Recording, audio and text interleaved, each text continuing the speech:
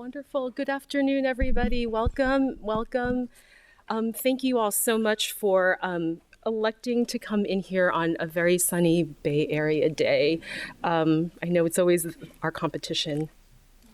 My name is Elaine Yao, Associate Curator and Academic Liaison at BAM-PFA and organizer of the exhibition Rooted West, 20th Century African American Quilts in California. This exhibition, which I hope many of you have had a chance to see, features over 100 quilts and patchwork objects representing the work of over 90 artists, the majority of whom are Black women with ties to the Bay Area. Now, there's a wonderful slate of tours, talks, workshops, performances, and a symposium scheduled for this fall. So I hope you will have a chance to experience one or more of them before the show closes on November 30th. Now on for today's program, I am really thrilled and excited to welcome our artist speakers and Kijo. From the beginning, the journey leading up to this show has followed a path illuminated by many voices, artists, writers, scholars, but foremost among them have been people like Alice Walker and Bell Hooks, who understood quilt making of their ancestors as a wellspring of spiritual strength and creativity. And they honored and claimed this heritage through their own literary practices.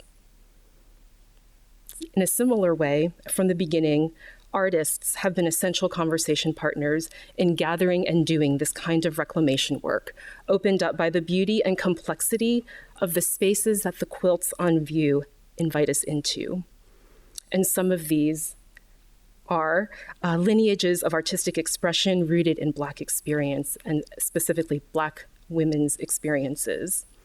Alternative models of creative collaboration, inspiring examples of resourcefulness and cultural survival, and what has begun to feel more important in the present, the quilts and their stories urge us to look truthfully with clear eyes at history, and they open the door for all of us to do reparative cultural work. I want to extend my heartfelt thanks to Adia and Basil, Diedrick, and Kijo for reflecting all of these dimensions of Black quilt making with us today through the sharing of their work. So Kijo will be shepherding us today, and I'd like to share a little bit about her. Kijo is Chief of Curatorial Affairs and Public Programs at the Museum of the African Diaspora in San Francisco, where she guides curatorial vision and partnerships across exhibitions, public programs, and learning. Her work centers Black artistic production and diasporic knowledge systems with a focus on how materials, memory, and place generate form. Lee is currently leading MOAD's fall exhibitions, Unbound, Art, Blackness, and the Universe, and Continuum, MOAD Over Time, opening October 1st, just 11 days away. Super excited. Alongside opening week programs, including Irresistibly Alive with M. Carmen Lane and Sidra Lee Bell, and Nexus Conversations across Bay Area venues. Previously, she held curatorial roles at the Yale University Art Gallery and the Cleveland Museum of Art. Her scholarship includes Gesturing Towards Infinitude, Painting Blue-Black Cosmologies in the exhibition catalog for Going Dark, the contemporary figure at the edge of visibility, and the ongoing project, Perceptual Drift, Black Art and an Ethics of Looking. Kijo, thank you so much for your presence today and the time and care you've put into shaping the program.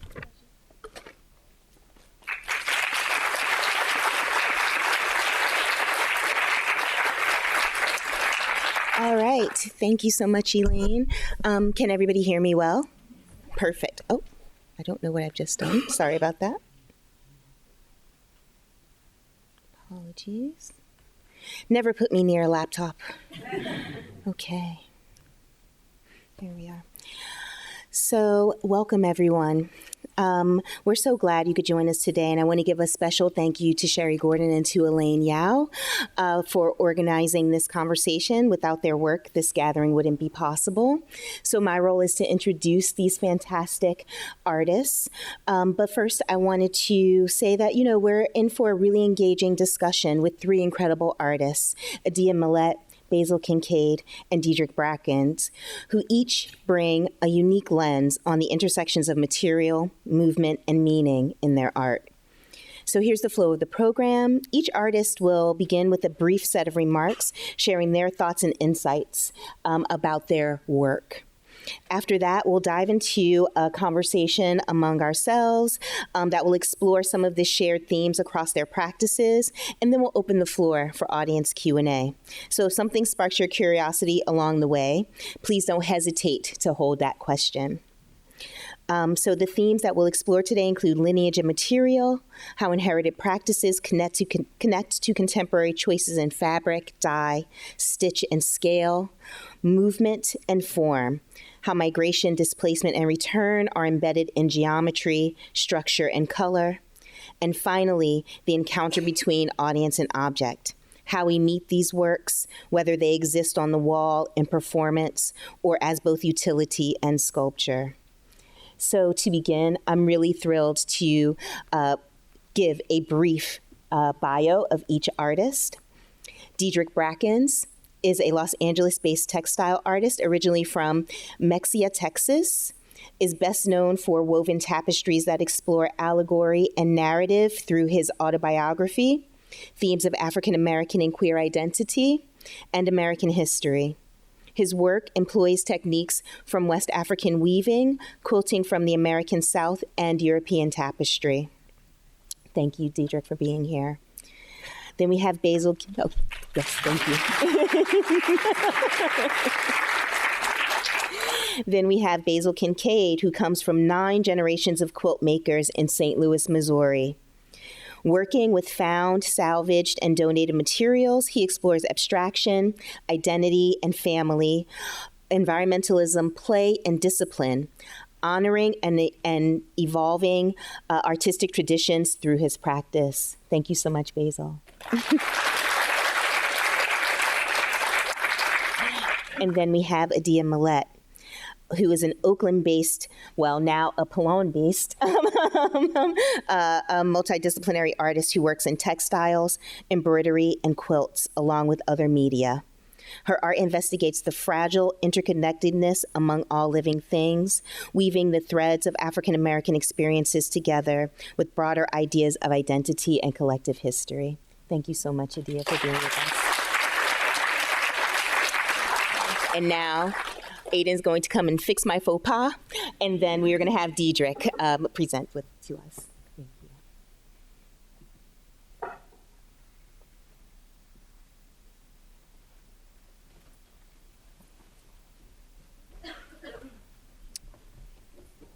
Stepping up things. Okay. Hello. Can you hear me okay? Yeah. Okay, great. I'm going to go through my slides really fast because I have the tendency that I know a lot of artists do where they have a slide up for 20 minutes before they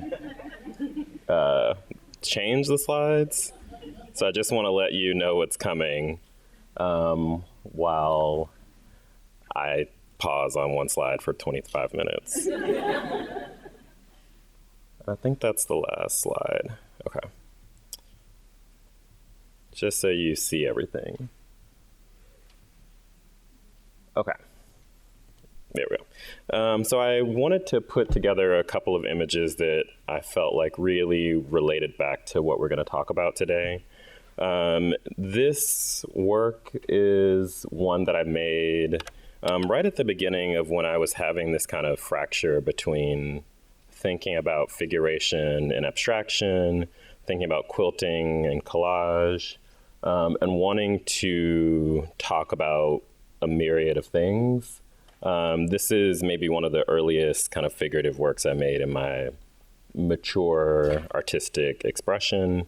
And I made it right around the time that I felt like cinematically we were having all of this kind of resurgence of Black creative output in the kind of cinema world. And so this is kind of at the moment of things like Moonlight. I'm thinking of things like Scandal, But there was this moment, I think, in the kind of middle of 2012 to 2018, where like on screen, Black folks were being allowed to be everything. They were like messy, they were superheroes, they were villains, like all these kind of complicated characters were coming to the fore. And I really started to make figures in this space because I felt like they didn't have to be anything in particular. They could be figures at rest. They could be figures that were experiencing these kind of moments of leisure.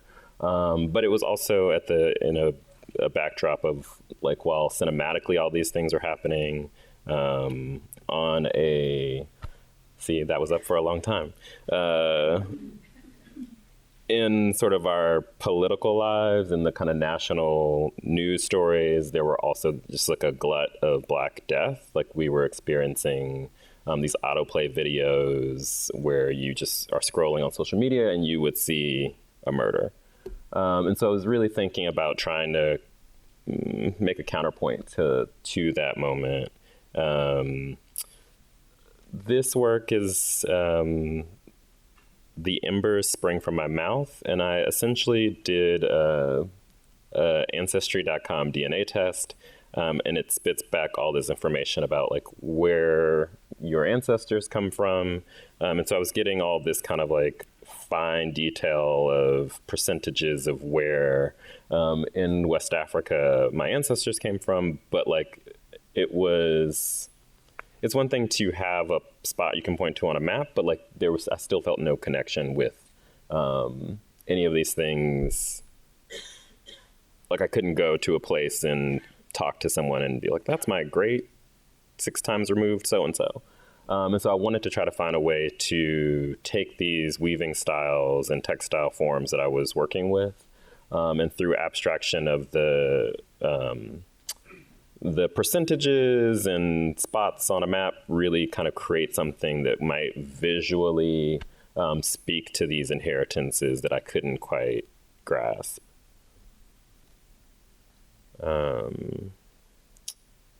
And so I think about the kind of quilted form in these ways where I borrow and remix these things that I see in West African strip weaving, things that I see in the kind of language of quilts that I have encountered, both in research and in reality, and trying to create something that speaks to that. So this piece really thinking about sort of a quilt, a bedspread, but also having these kinds of areas that relate more to kind of strip weaving, and trying to get that kind of fusion of these things. Oh, okay. And this piece has the longest name, and I never remember it exactly. But it's Survival is a Shrine, Not the Small Space Near the Limit of Life, something along those lines. And it takes its inspiration for the title from a piece of writing by a theorist, Black queer theorist named Alexis Pauline Gumbs, who writes a lot about survival. And I think about this in relationship to some of the quilts in this show, quilts at large, and this idea of sort of making something from what is left over, what is worn out, what is discarded, what is considered unvaluable, as a guiding ethos for how I think about image making, and that like, although these things might come from sort of the leavings of our lives, that like survival isn't about subsistence, it's about taking these physical materials, but also knowledges to make something inventive, to build on inheritance. It's not about sort of just getting by, that survival is a kind of radical reshaping of material and narrative to create things that really make knowledge and economy, et cetera, et cetera. So I was borrowing these quilt motifs like the North Star, and pairing them with figures to think about these ideas of sort of liberation of self, and sort of a larger kind of radical freeing of people, of community. And I think I sort of do this thing often where I superimpose like a textile on a textile. So having these figures sort of laying out this blanket to have this kind of closed loop, self-referential idea of fabric on fabric and fabric. And just what the kind of rituals we have with our textiles are, like thinking about making a bed or having a picnic, some of the kind of romance that is involved in thinking about the space of textiles, which is often horizontal, although these are presented on the wall, having these figures sort of think about rest, leisure, sleep, sex, all the things that we do on fabric, with fabric.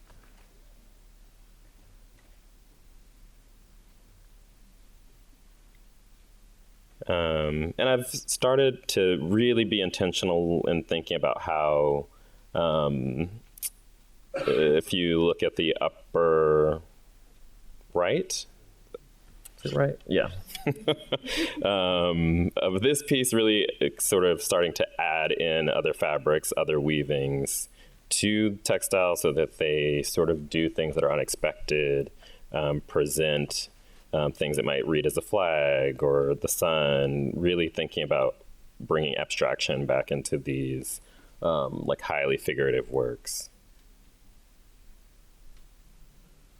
This is one of my favorite weavings to date. But essentially it's I typically work in a weaving technique that's called double weave.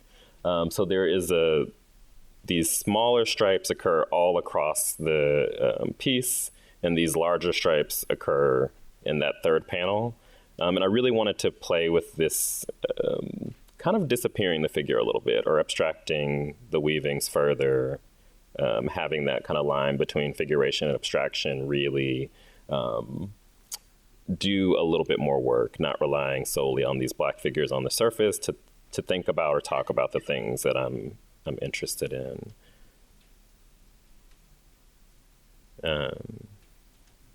Yeah. 1 minute? Oh, that's good. Okay. Yeah. And so I guess I'll say further, like this piece is called A Tall Forest. And lately I've been thinking a lot about the ways that maybe some of our environmental concerns, our concerns about our bodies, my larger concerns about where liberation lies, trying to kind of blur this, try to overlap those things so that the story that the piece tells is multivalent, but like very specific to a set of concerns. And like thinking about what it is to liberate oneself, and like that thing is not always, sometimes it's bloody, sometimes it's messy. Things have to be destroyed to make space for new things. Okay, I'm done.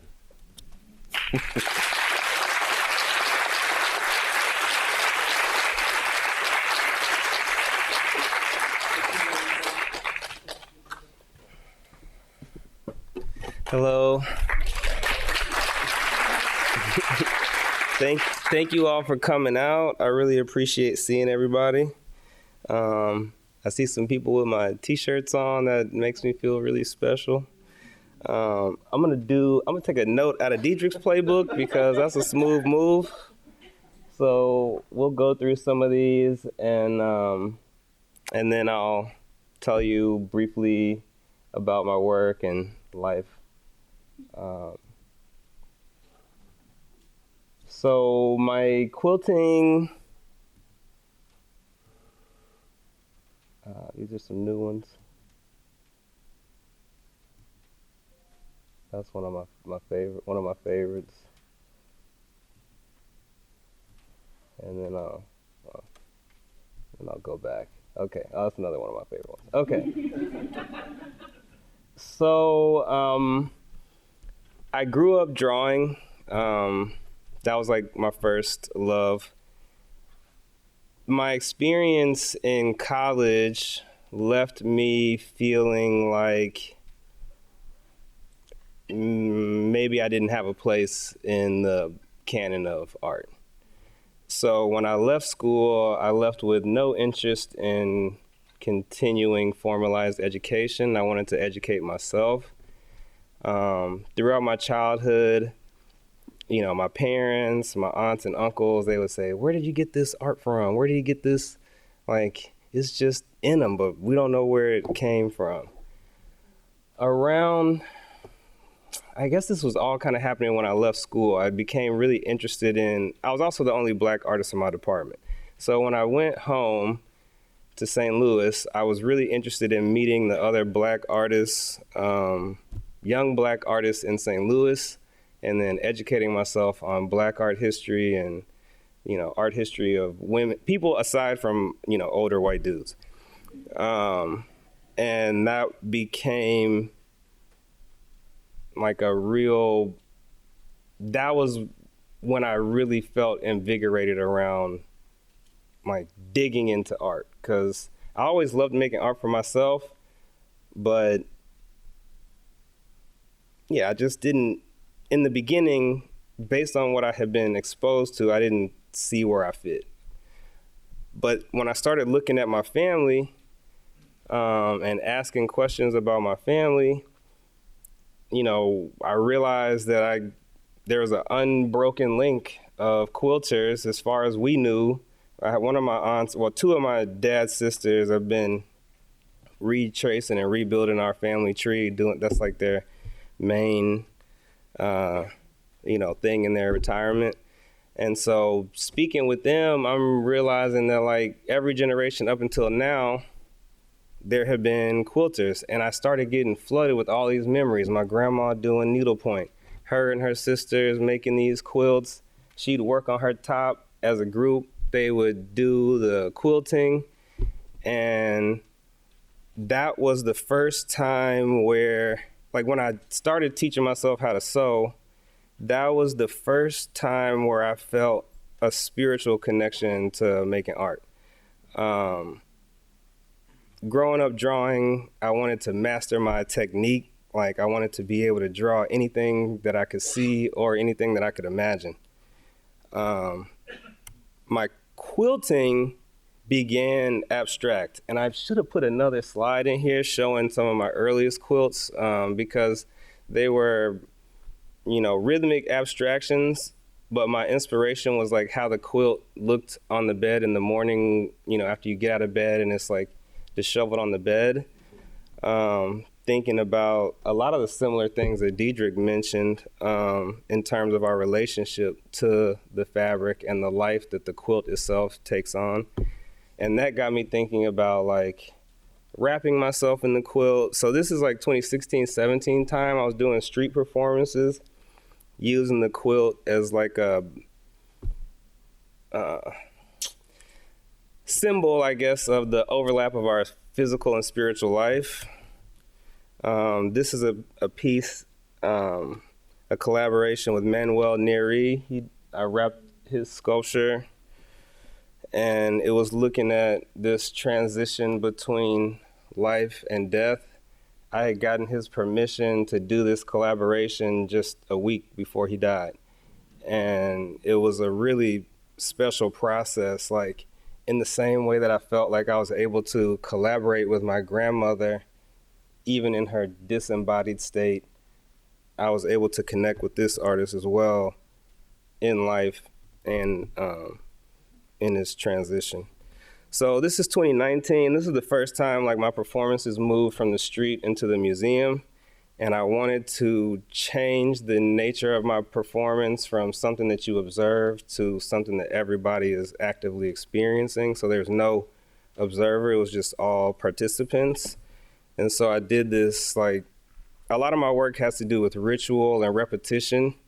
And so we did this guided ritual where a friend of mine and I made this meditation tape, and I made all these quilted mats, and we had Reiki practitioners do Reiki while you laid with the quilts. And like, it was about, it was called a release. It was about like letting go to things that we don't need to hold on to.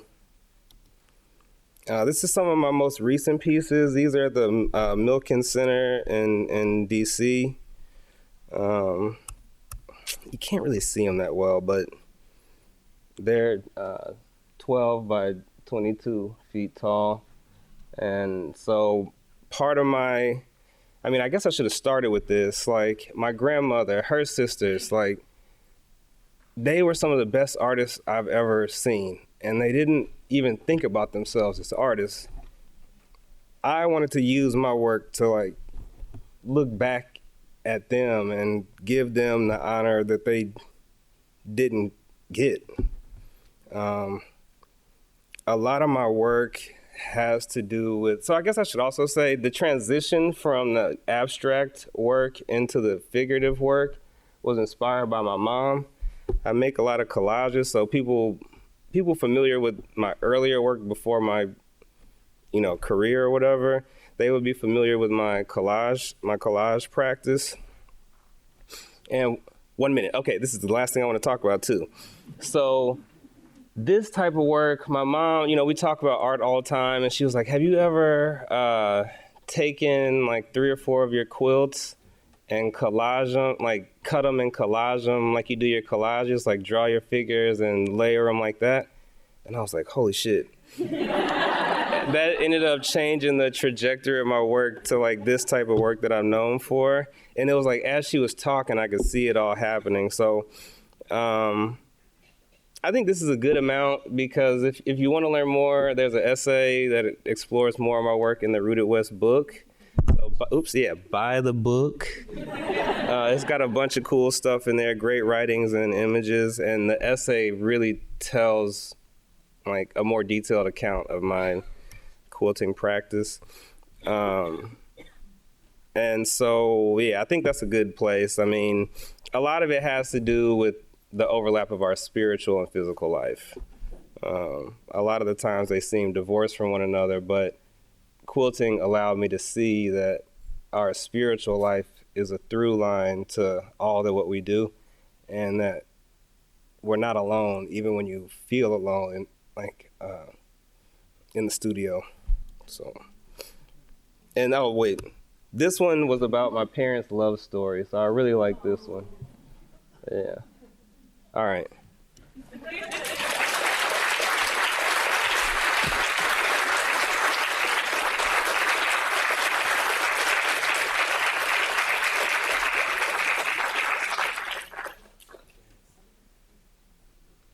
Okay. Hi, everyone.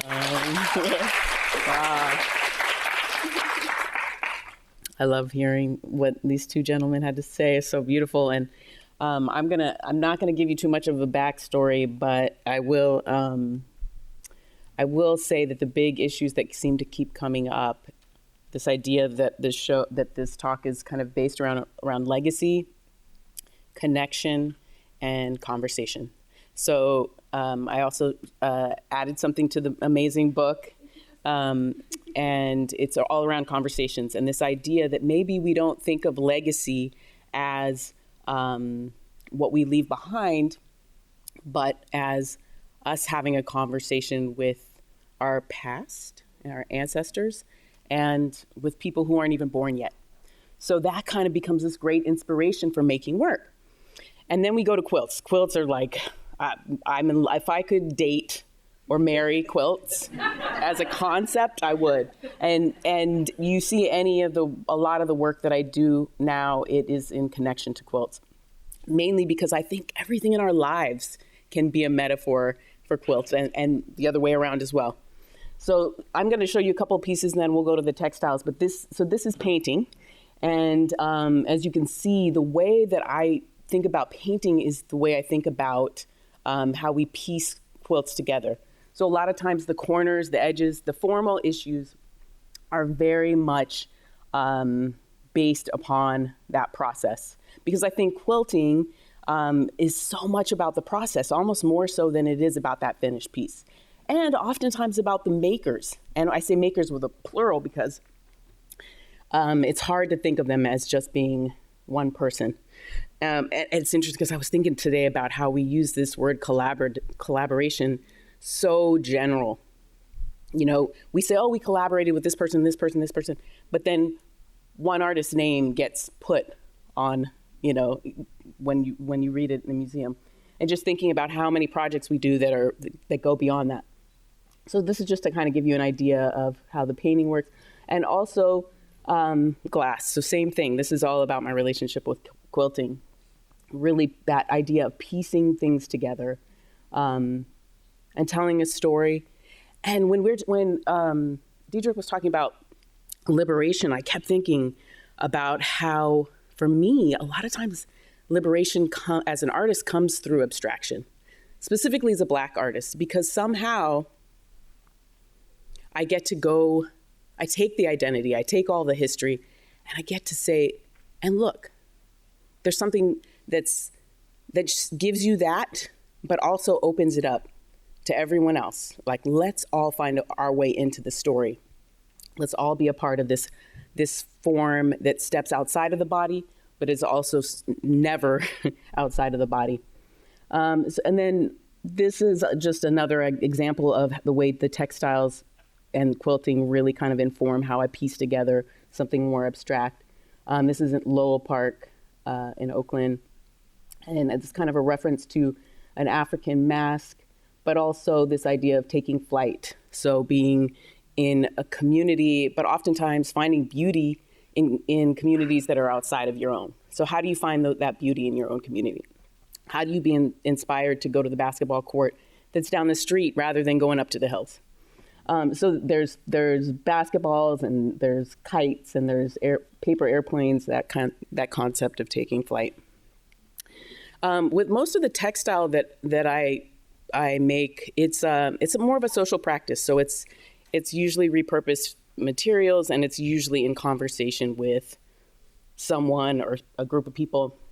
This I did for the Berkeley Art Museum during COVID. They wanted us to do, it was for a feminist project. They asked artists to do video, basically to record your process. So for a month, I wore dresses, which I rarely do, every day, if I was working out, if I was doing anything, and just kind of observed how people treated me differently, just kind of got comfortable with that idea, but also asked about 30 or 40 women that I knew, or female identified people that I knew, what they thought of when they heard the phrase, act like a lady. Got a lot of really interesting responses, and just kind of like allow that to expand my kind of understanding of what being a female identified person meant, and also wanted to find my freedom in that. So after the month was over, I cut the dresses apart. I made a pair of pants out of one of them, and then I created a traditional quilt, this rectangular quilt.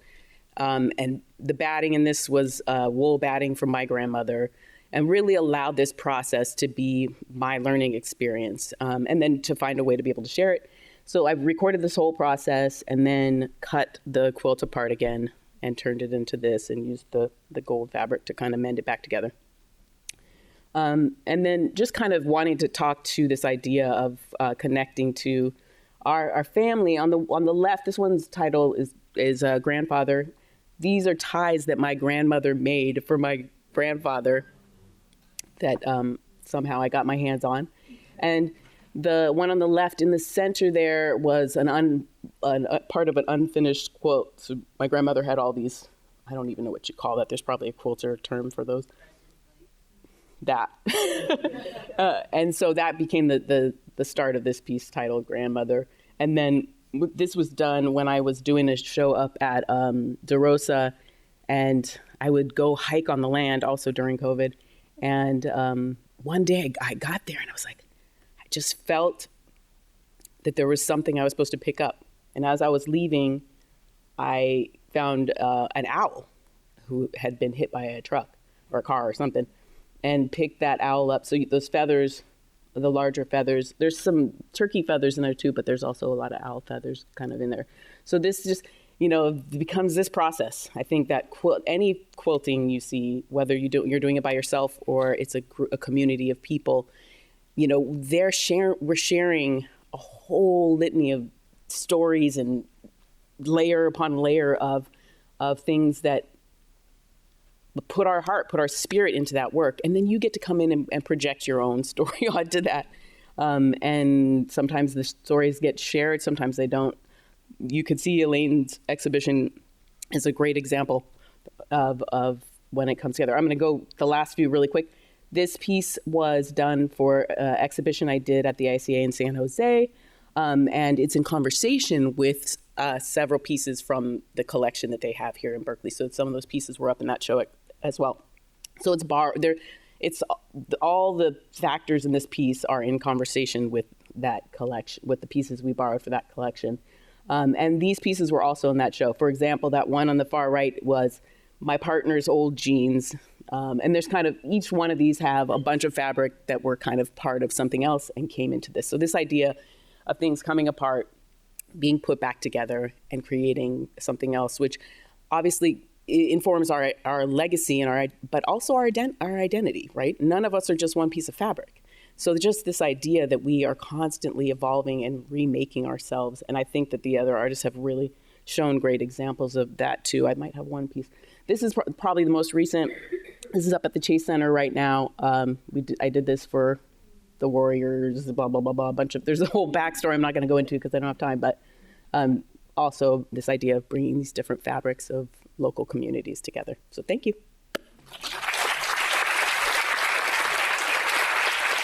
Should I take it back to the beginning? I'm going to ask each of you a question. I think you have about time for one or two for each of you before we open up to the audience. And I do want to ask the audience first, how many of you grew up with a quilter in your family? How many of you grew up with quilts in your household? Many more. How many of you had a favorite? Yeah, mine had like the ABCs, and I learned to read at 4 because I was born a nerd.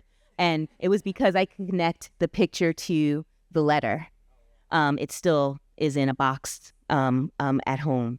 And so one of the things I think is so beautiful about what each of you said and what this show does is that it's such a touchstone for each of us. Even if you didn't have a quilter in your family, you likely had a quilt in your house, or you had a favorite one, or a favorite one at your friend's house, right?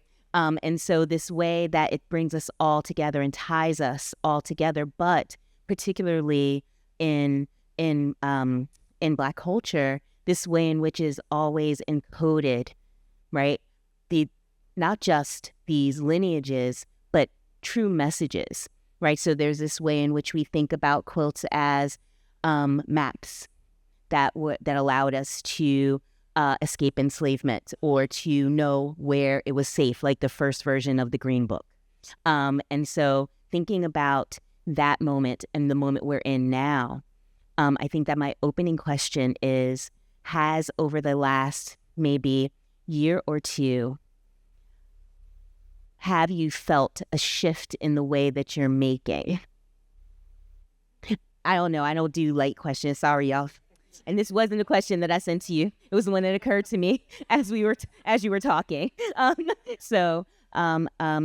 again, this is as deep or as late as you would like to make it. But I'm really interested because I think that my curatorial practice has shifted not as a reaction, but as a response. And so I'm wondering if yeah.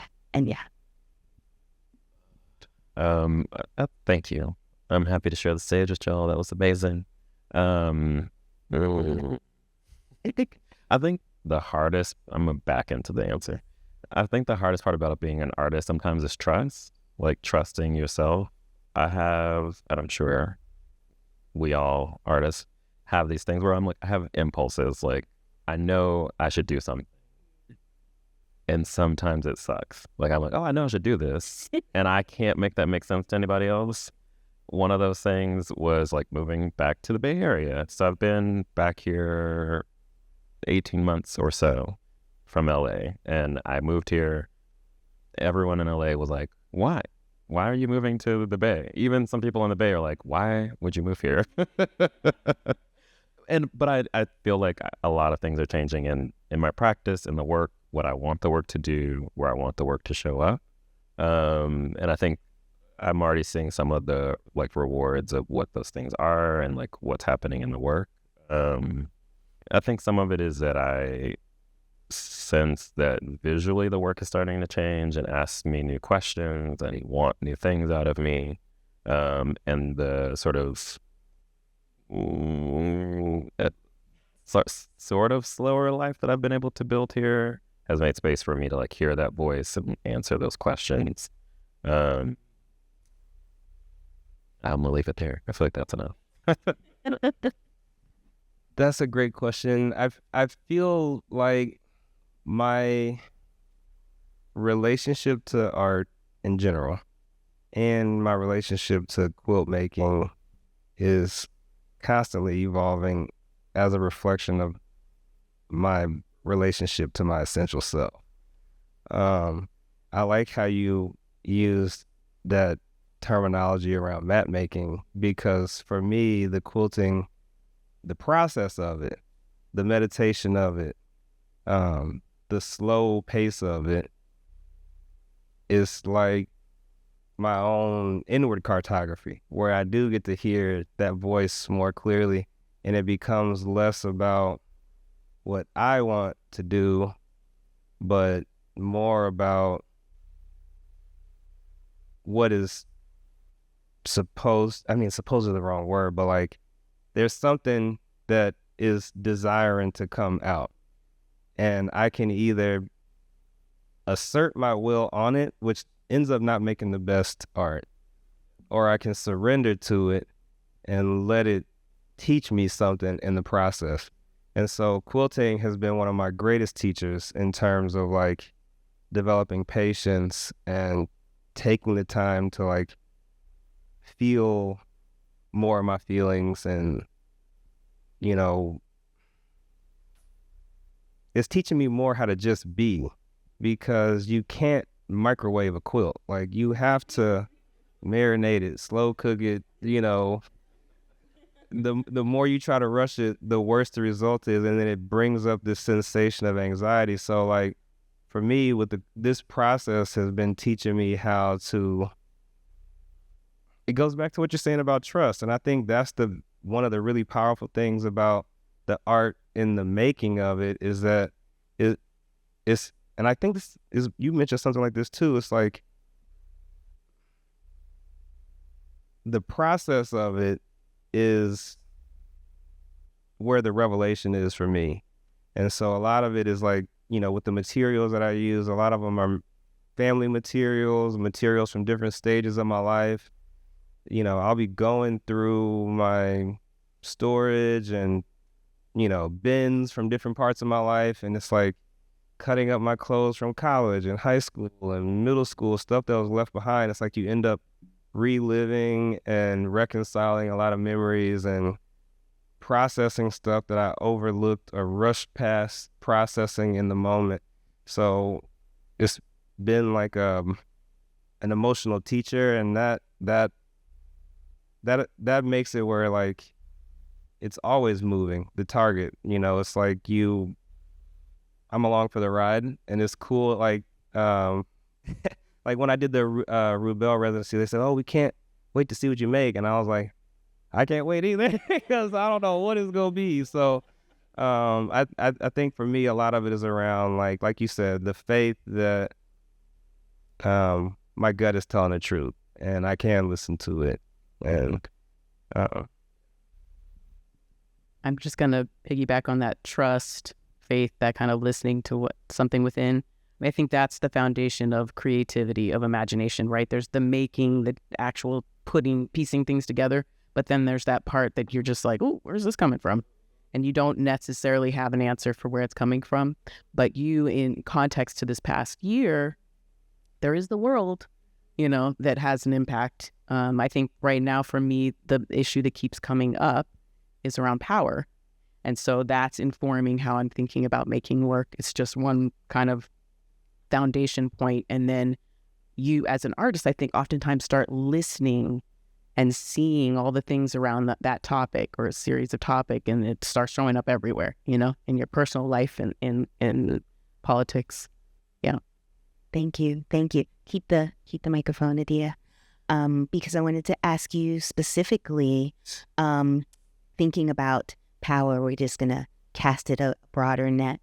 I know that things like celestial cycles, moon phases, the way time gets organized, and organizes meaning. How does that function in your work? How does that come to play in your work? Yes. Wow. Okay, so I guess the easiest way I can say this is that, everyone has their idea of spirituality or religion or God. And to me, the thing that keeps us alive, the air and the water and the dirt, those things seem to be the closest thing I understand to God. So this idea of thinking about how we navigate through time, how we understand who we are, and also where I feel like my genetic mapping comes from, kind of goes back to this idea of there's all this world around us, but then there's this little planet and the other planets around it that that's the topic that really keeps my spirit going, I guess. Yeah. One of the markers that I find in each of your works, it seems to me that the making is also part of this longer meditation, this longer ritual, this inner cartography that you seem to be drawing. And so I'm wondering for you, Diedrick, about the place of the loom, right, in that practice, like your relationship with that tool, and thinking about how you're moving from, say, the sketch to the loom. What is that sort of? Yeah. So I feel like there's a lot of, in weaving, there's a lot of back and forth. So, or like working with yarn, I feel like you start with something that's kind of packed down like this, and you stretch it out, and then it collapses again, and it stretches out and collapses again through various parts of the process. That there's this kind of, I don't know, breathing thing that happens in the way that you organize yourself towards the process, that I think allows for sort of like an expansive thinking, where you can really chew on a problem or a project that is not inside of the work, right? So like, I can't believe I did this to this person 6 years ago. Like, you really have a lot of time to sit with it and like come to a sort of resolution. But like, I make a drawing, it's a kind of composite of a bunch of ideas and things and sources.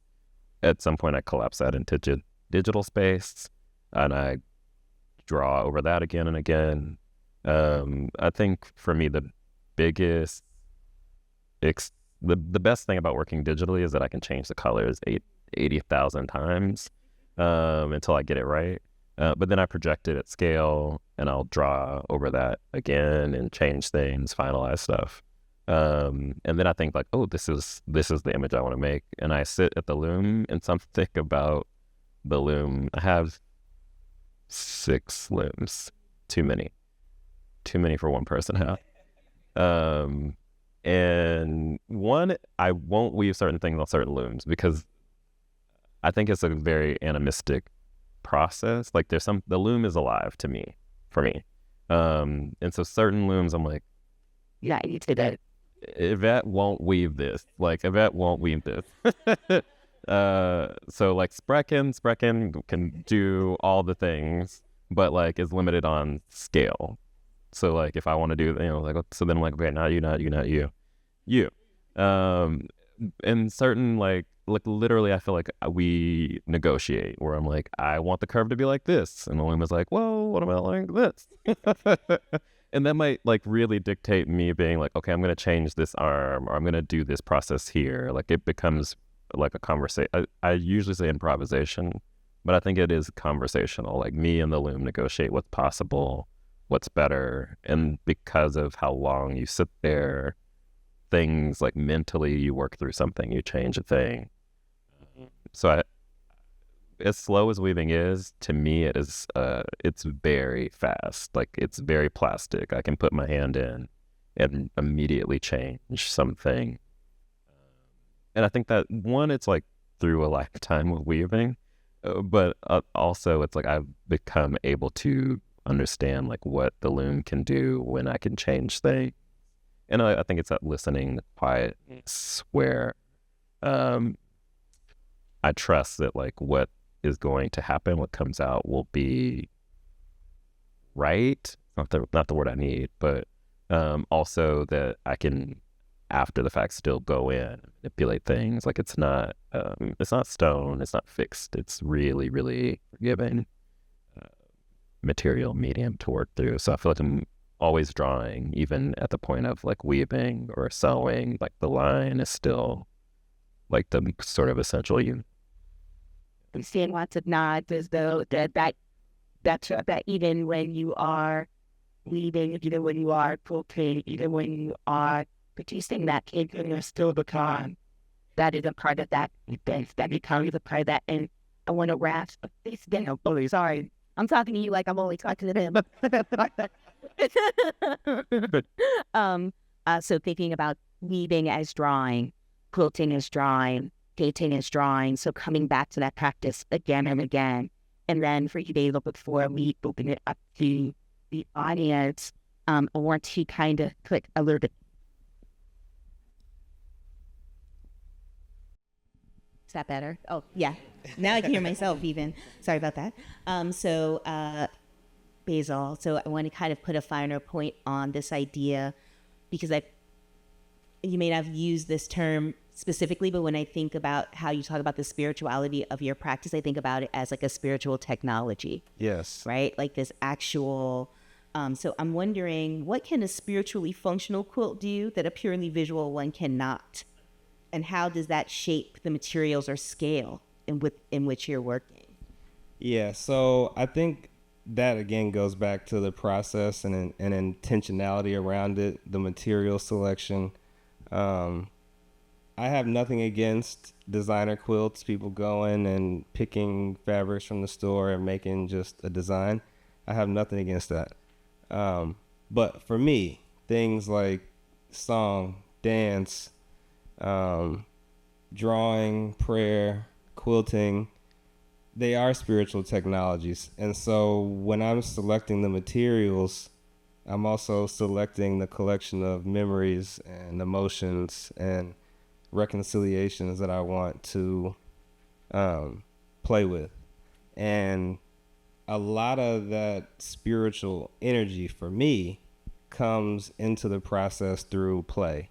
And so I often use that term improvisation as well, but it feels like dancing. It has a musicality to it where I'm freestyling, or it's like jazz where like I'm responding with the materials and that energy gets encapsulated into the work. And as far as what spiritual quilts can do, I feel like they have a deep emotive quality in terms of I don't like to say think. I know through my own experience, I don't have science, but through my own lived experience, how when I sleep with the quilts that I've made or that a loved one has made, I sleep deeper, I dream vividly, remember my dreams, I wake up more recovered. And so they have a protective quality that ends up healing us in ways beyond our ability to articulate. Some of that stuff you have to just feel on your own. But yeah, so that's where the technology piece comes in. And I guess we've been using these technologies as a form of resilience throughout time. And it goes back to that survival and thrival. You know, I like the phrase, winter wouldn't give us a quilt. Yes. You know, so in the process of facing the elements, we chose to do it with style. And that's where a whole lot of power comes in a different sense of power from maybe societal powers. Yeah, absolutely. Thank you. Thank you. I think that's a perfect place to sort of close and open it up for questions from the audience. I first want to thank each of you for being in conversation. You know, you all three give me the intellectual vapors. So thank you.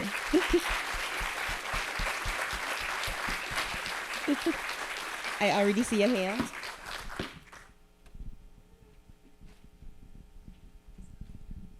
I have a question. Have you been back to De Rosa this summer?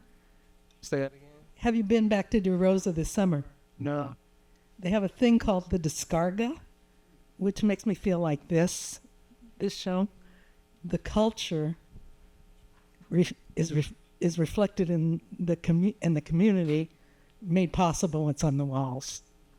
So it's really worth that long drive. And I had never heard of this place, which I think is empty a lot. So that's my plug. Thank you. Thank you. I have a question down in the front, and then there's some up there as well. Okay. We'll have them come down next, yes. We have one here, too, down front. Oh, raise your hand.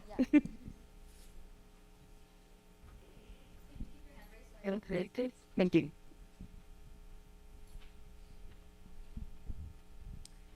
Hi, I've been making quilts for about 40 years. My grandmother also made quilts, and well, probably more than 40 years. But I really resonate with what you're talking about, reusing the clothing and the memories. And I didn't venture into quilt shows or quilt shops until about like 2 or 3 years ago because I needed some unbleached muslin. I was shocked at how expensive it was.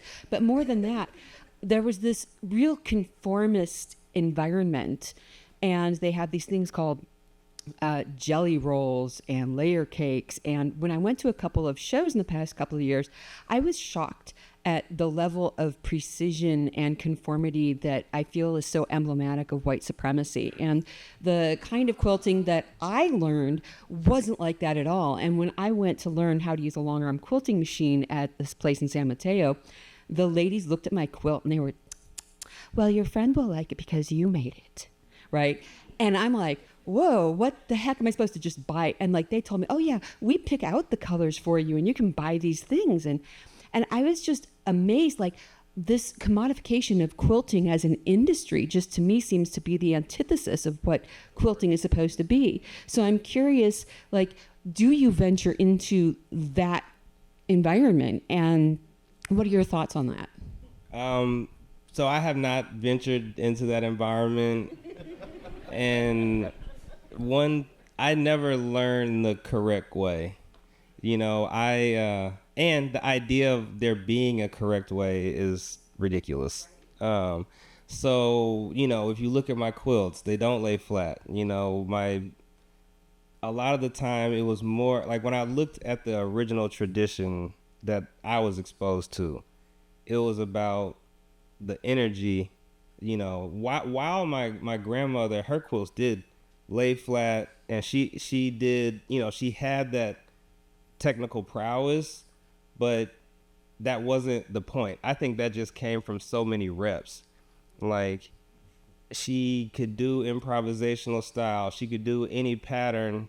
She would, you know, draw characters and she had so many different styles.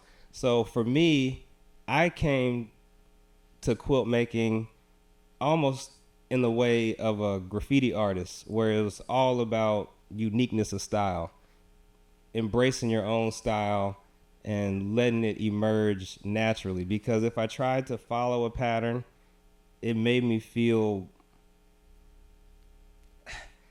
immediately bored. And so that's why I lean so heavily into improvisational style, but I think that's also just what was in me. And I like what you said about the nature of the commodified quilt industry.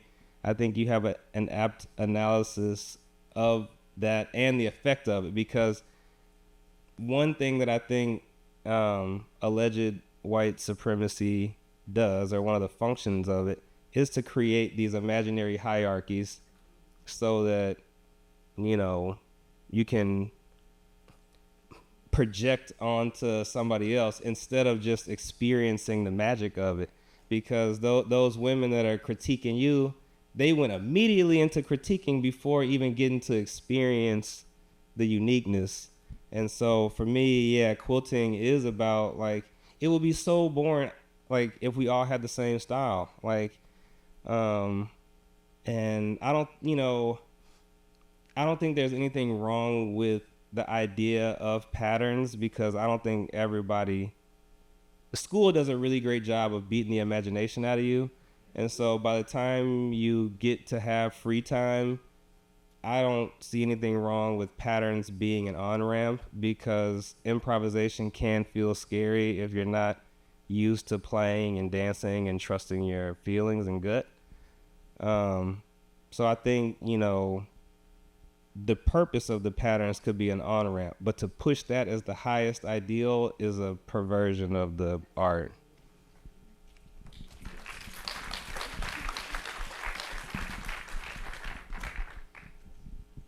Doing that money. And then should I go? Always. Hi. I really appreciate the dialogue around the inner world and spirituality. And my question is for Basil. I've been following you on Instagram for a few years now, and I've watched your practice, like your art practice, in conjunction with your yoga practice. I would see you stitching and then doing crow's pose and another pose. And I've been wondering, since I've been watching that for so long, how your yoga practice has influenced your art practice, and what you've brought from the mat into the studio. I hear it in your language, like some of the responses you've already shared, but I would love for you to elaborate on that a bit more. Absolutely. So the beginning of my strength and movement journey, it actually began with the quilt, because as my quilts were getting larger, when you read the essay in the book, you'll understand why I started making large-scale quilts. But as I started increasing the scale, in the beginning, I wasn't strong enough to manage my own quilts and materials. So I would be trying to do stuff on the wall, and I would be getting tired. And I'm like, shit, I'm not even strong enough to do my own idea. So it initially became, it started as a necessity, but then that became another spiritual avenue where I realized that the movement was healing me in a way that I couldn't even anticipate. And now they're so intertwined that I don't view them as separate practices anymore. As I've trained my body, my imagination has expanded. As I've developed more freedom of movement within my body, my freedom in other areas of my life has expanded. Training consistently, even when I don't always feel like it, has given me more resilience to see things through to the end. So there's so many different metaphors that it's another thing that you have to experience. I can tell you, but until you experience it for yourself, a lot of it will be missed. But they became so intertwined that it's like I would never stop training in the same way that I would never stop making art. And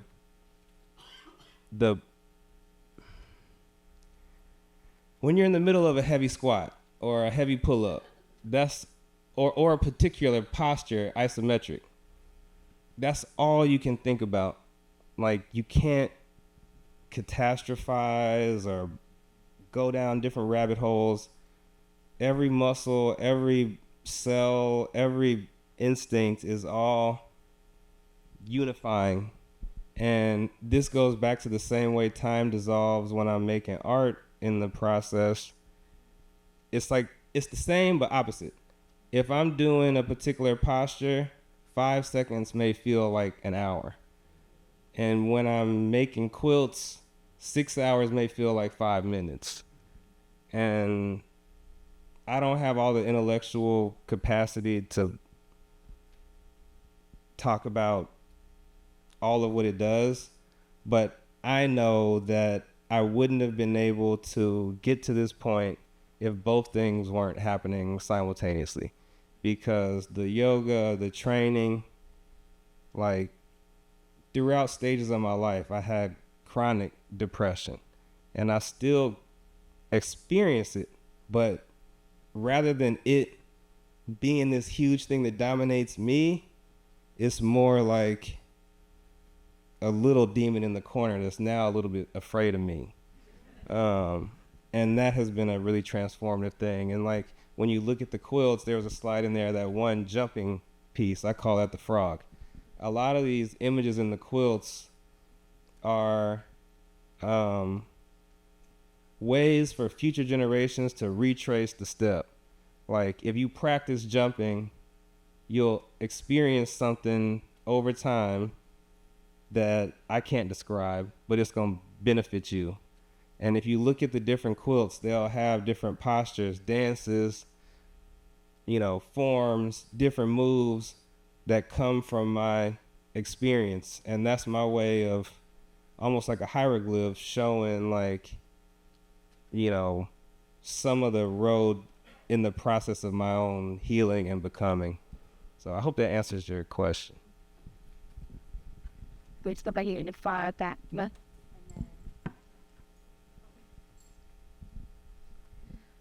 y'all, thanks so much for your talk. I really appreciated it. My name's Carrie. I'm from Tulsa, Oklahoma, and I teach a quilting class with Black participants from the US and Canada. We built a quilt together, and we've talked a lot about the way Black cultural production has to face capitalism and commodification.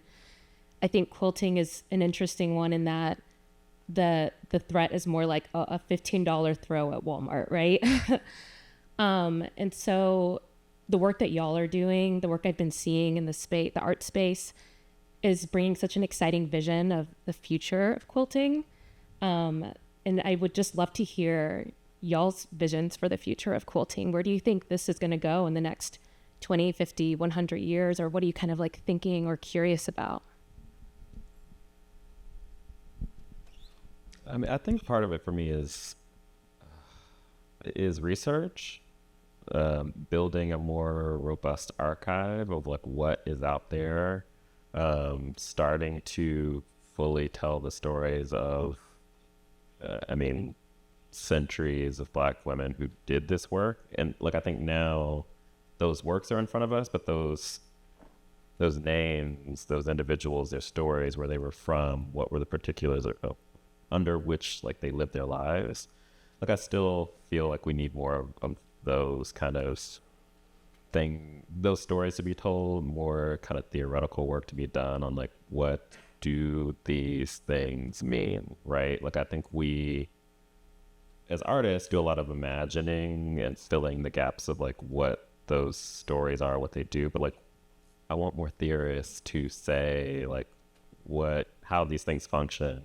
And I do think it is important, while we all sort of have a kind of capital A in artists, a lot of these makers did not live under conditions where they could imagine themselves as creative, although that they were highly skilled, intelligent, and creative.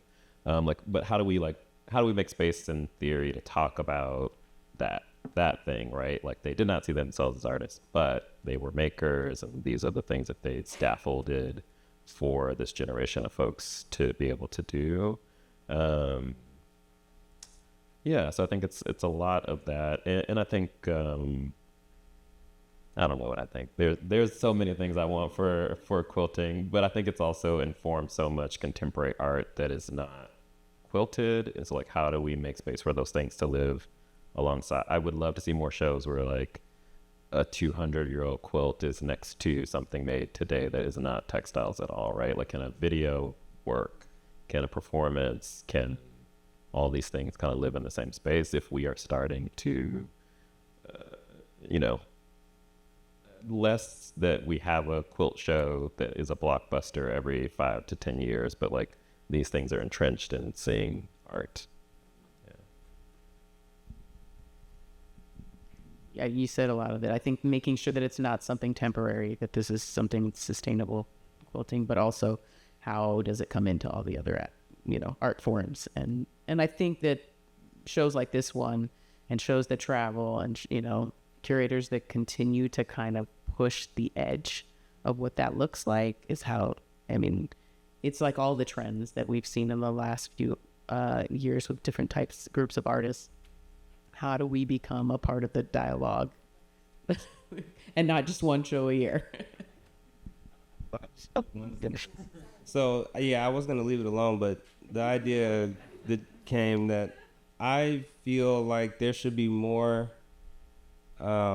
everyone could benefit from learning how to sew and playing with the materials, even if, whether you think of yourself as an artist or not.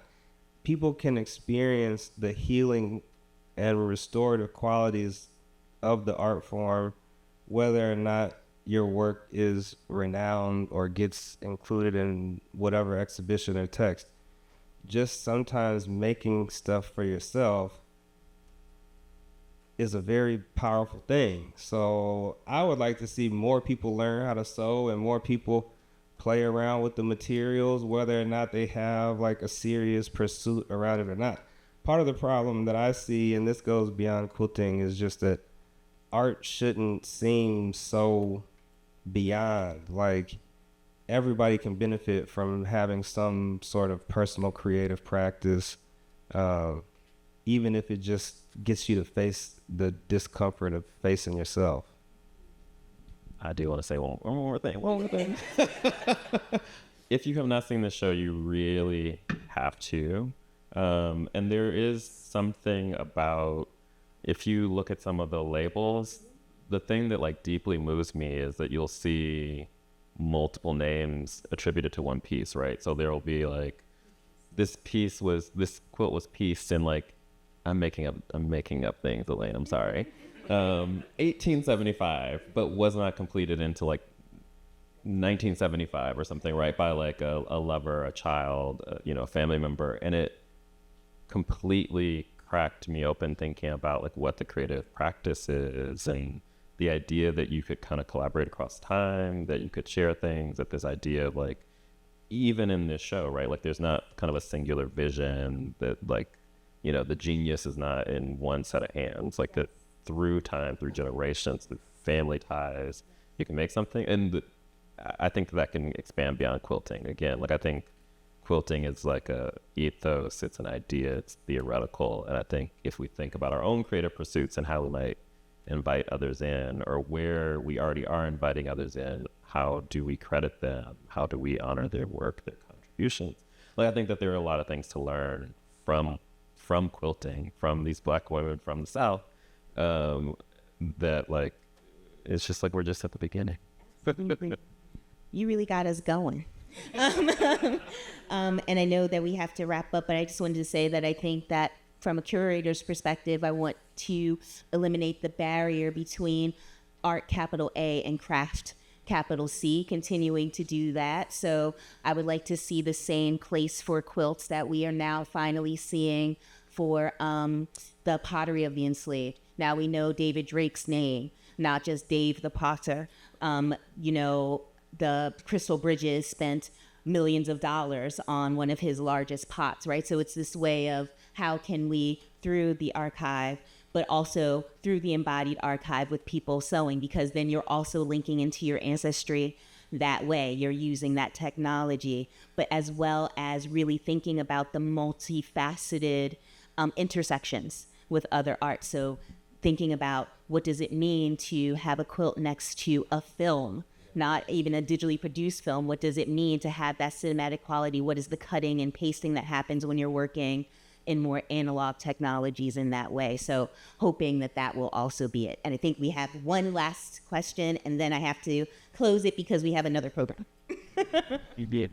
Thank you all so much. So what I wanted to ask about is, obviously, I think when we look at the history of quilting in relationship to like whatever you want to call it, like high art, fine art, art that is sold in art markets, in like the high art market, or which is displayed in museums, and which necessarily is attracting and moving capital into the hands of artists. Like that, there's a very troubled relationship, not always bad, but troubled, between like the roots of these arts in like these isolated communities like the Amish, like Gee's Bend, and then the eventual necessity of transforming those forms into commodities so that they could be presented to the art market at large. And what I was curious to hear from for each of the artists was how when you were like dealing with this traditional form that is rooted in like humane interactions, in like gift making, in the love you have for one another, and you were like preparing to create objects that were going to be presented in a context like a museum or a gallery, like what fears and hopes and feelings and thoughts were you experiencing like in making that translation? Because I imagine it be both exciting and also like provoke some fear around the loss of maybe some of the texture of its origin. I have a pretty quick answer for myself around this. Some quilts just aren't supposed to be sold. So if I've made pieces out of my parents' clothes, my family materials, I keep those. I actually keep more of my own art than what I put out into the market. So out of all the art you've seen, that's the smaller portion of what I make. On top of that, I have some rules for myself. I don't sell black paint. I don't sell my family materials. So when my commercial pieces, I'm reusing material that I've collected from my environment, things that have been discarded in an industrial way, overstock from stores. I use a lot of materials from like a lot of the stuff that we donate to, thrift stores and stuff. That stuff ends up being fabric waste. It gets sent in bales over to a number of different countries. One in particular is Ghana, where I work. And so I buy our collective waste and use those materials. I feel great about selling something that could have been considered trash to wealthy people. So I feel awesome about that. And I have to eat. Yeah. I think besides selling, you're also talking about showing in institutions. And I think there's no fear. We belong here, and our work belongs here. And so do our grandmothers. And I think they would be happy to see our work in any space where people are willing to hear and learn and appreciate it. Oh, yeah. I mean, I will say just the same.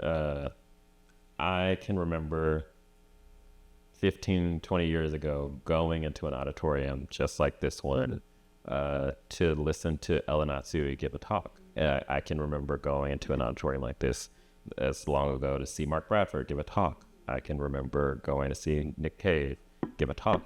And I think sometimes, like, I'm not in it. I don't remember like what I'm doing before, I come into a room like this.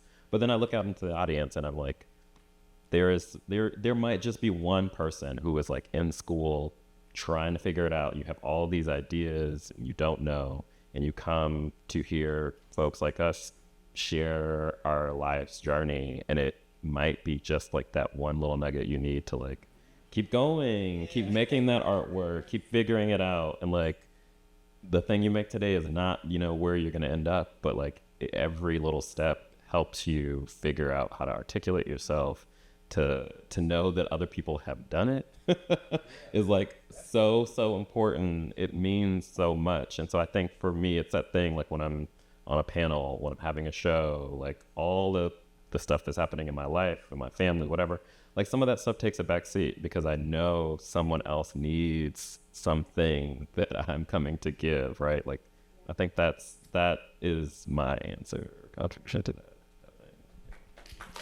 Thank you. Thank you.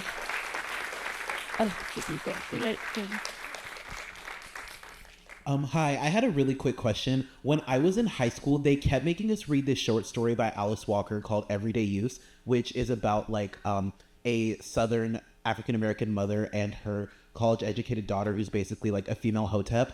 and their disagreements over the use of quilts.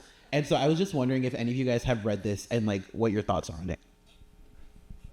I haven't read it, but I'm about to go read it.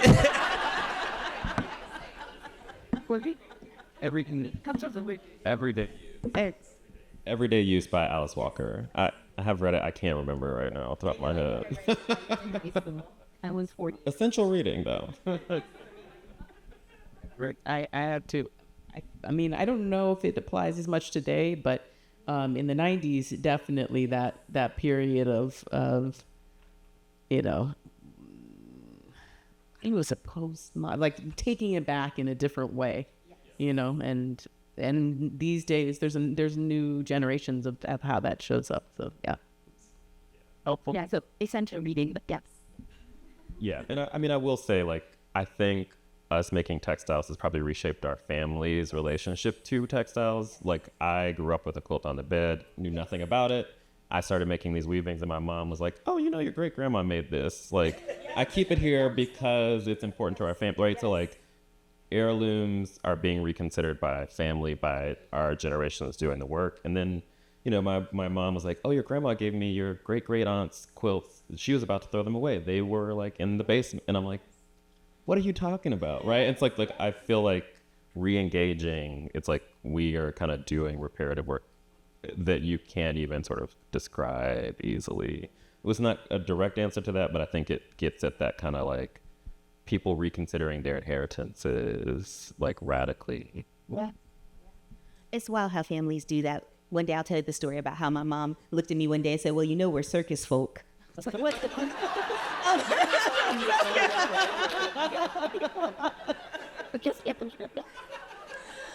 So I just want to say thank you again to the audience, to all three of you. Thank you so much. We really appreciate you. Go see the show. Buy the book. Buy the book. And then I will also shamelessly plug Museum of the African Diaspora. We reopen after 6 months of closure for building upgrades, and you're going to come and see 2 amazing shows, so come and see us on October 1st. Thanks, everyone.